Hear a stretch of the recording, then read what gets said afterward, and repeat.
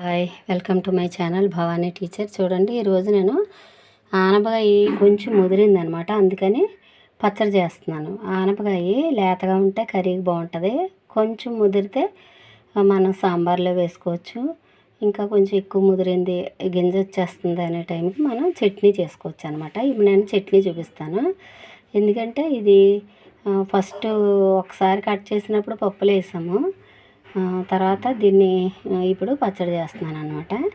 అయితే దీనికి ఒక 15 పచ్చిమిర్చి, మామూలుగా చట్నీ చేసేటప్పుడు మాత్రం జీలకర్ర వెల్లుల్లిపాయ వేయాలి, చింతపండు, ఇంకేం అవసరం లేదు వీటికి.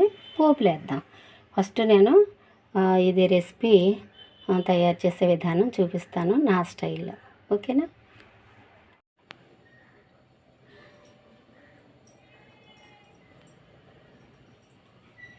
Hello, hi, welcome to my channel Bhavani teacher. ఈరోజు నేను చూడండి ఆనపకాయతో పచ్చడి చేసి చూపిస్తున్నాను. దానికి కావాల్సిన పదార్థాలు ఏంటంటే ఆనపకాయ ముక్క, ఒక 15 పచ్చిమిర్చి, దీనికి 15 పచ్చిమిర్చి అయితే సరిపోతాయి. తర్వాత కొంచెం కొత్తిమీర, ఎక్కువ అక్కర్లేదు, ఉంటే వేసుకోవచ్చు లేకపోతే లేదు. కొంచెం చింతపండు, జీలకర్ర, వెల్లుల్లిపాయ, ఓకేనా. ఇప్పుడు నేను ప్రొసీజర్ చూపిస్తాను, చూడండి, ఓకేనా. ఇది చాలా టేస్టీగా ఉంటుంది, అసలు ఎంత బాగుంటుందో మీరే చూద్దరు కానీ, ఓకేనా. ఇప్పుడు స్టవ్ ఆన్ చేసి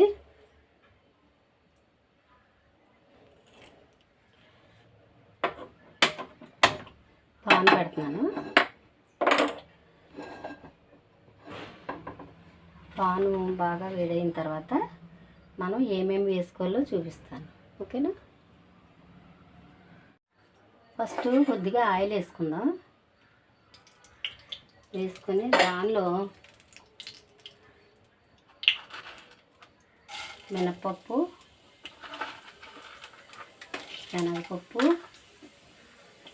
కొంచెం ఆవాలు, ఎక్కువ కాదు, వేసుకొని అప్పుడు మనం ఇలాగా తీసి పెట్టుకున్న ఈ పచ్చిమిర్చి వేసేస్తాం.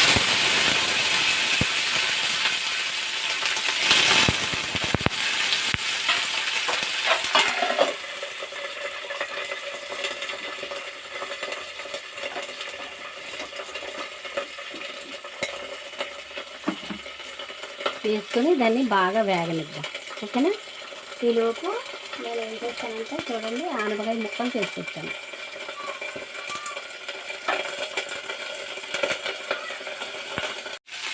ఇలాగ పచ్చిమిర్చి మాత్రం వేగిన తర్వాత మనం ఆనపకాయ ముక్కలు కూడా వేసేస్తాం.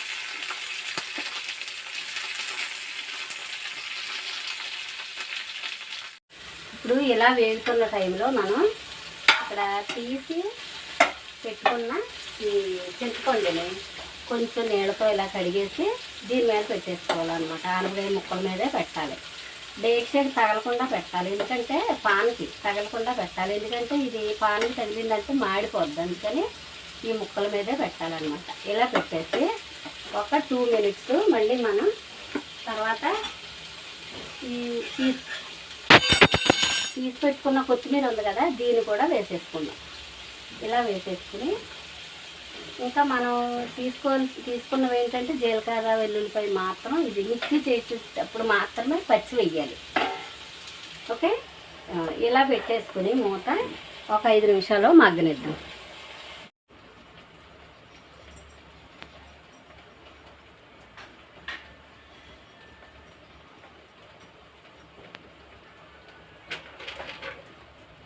ఇప్పుడు ఈ మాత్రం వేగిన తర్వాత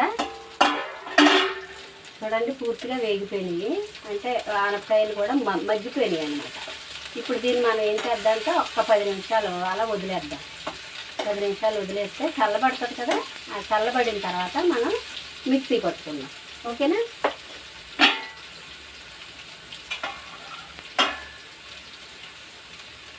ఇప్పుడు స్టవ్ ఆపేస్తున్నాను.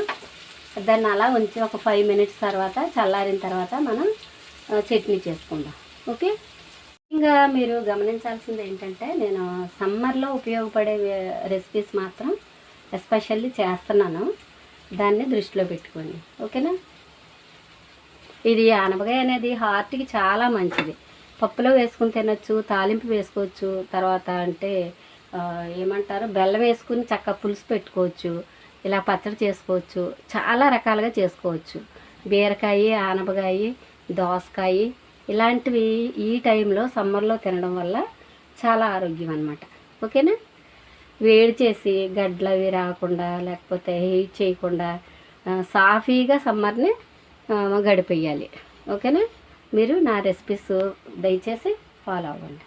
ఓకే, నచ్చితే లైక్ చేయండి, షేర్ చేయండి, సబ్స్క్రైబ్ చేయండి. ఇప్పుడు ఇలాగా వేగిన ఈ పచ్చిమిర్చి, ఆనపకాయ ముక్కలు వీటన్నిటినీ కూడా మనం ఈ జార్లో వేసేస్తున్నాం. జార్లో వేసుకొని అన్నీ చల్లారిపోయినాయి, చక్కగా చల్లారిపోయినాయి. చల్లారిపోయిన తర్వాత మనం ఇవి జార్లో వేసుకున్నాం. ఈ చట్నీ చలవ చేయడమే కాదు, చాలా రుచిగా ఉంటుంది.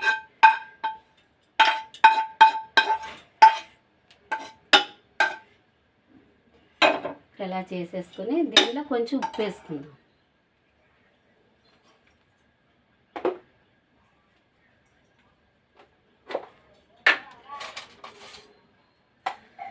చట్నీకి సరిపడా ఉప్పు వేసుకుందాం. తర్వాత మిక్సీ పట్టుకుందాం.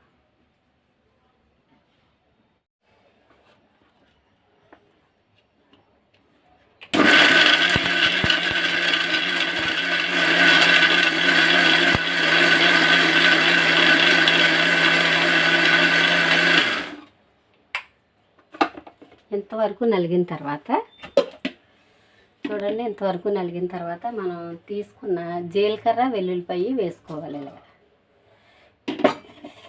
తప్పనిసరిగా ఇది ఇలా కొంత పచ్చడి నలిగిన తర్వాత మాత్రమే వేసుకోవాలి, పచ్చిదే వేసుకోవాలి. అప్పుడే దీని రుచి అమోఘంగా ఉంటుంది అన్నమాట.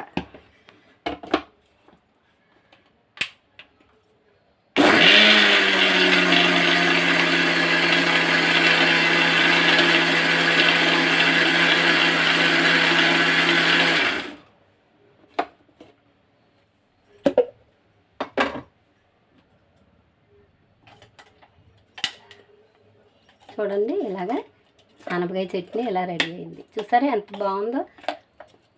రుచి చాలా బాగుంటుంది, టేస్ట్ అద్భుతంగా ఉంటుంది. చూడండి, ఒకసారి మీరు కూడా ఇలాగా ట్రై చేసి తిని టేస్ట్ బాగుంటే నాకు ఒక లైక్ ఇవ్వండి, మర్చిపోవద్దు. ఓకేనా? ఇది ఉప్పు సరిపోయిందో లేదో ఒకసారి చూస్తాను నేను.